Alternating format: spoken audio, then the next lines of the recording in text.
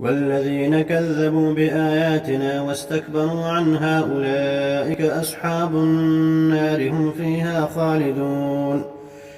فمن أظلم ممن افترى على الله كذبا أو كذب بآياته أولئك ينالهم نصيبهم من الكتاب حتى إذا جاءتهم رسلنا يتوفونهم قالوا أين ما كنتم تدعون من دون الله قالوا ضلوا عنا وشهدوا على أنفسهم أنهم كانوا كافرين.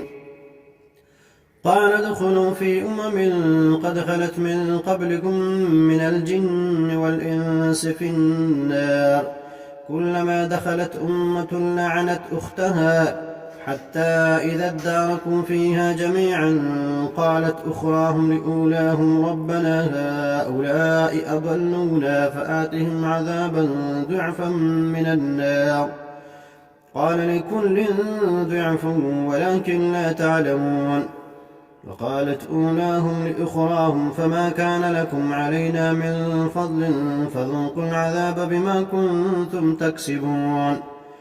إن الذين كذبوا بآياتنا واستكبروا عنها لا تفتح لهم أبواب السماء ولا يدخلون الجنة حتى يلج الجمل في سم الخياط وكذلك نجزي المجرمين.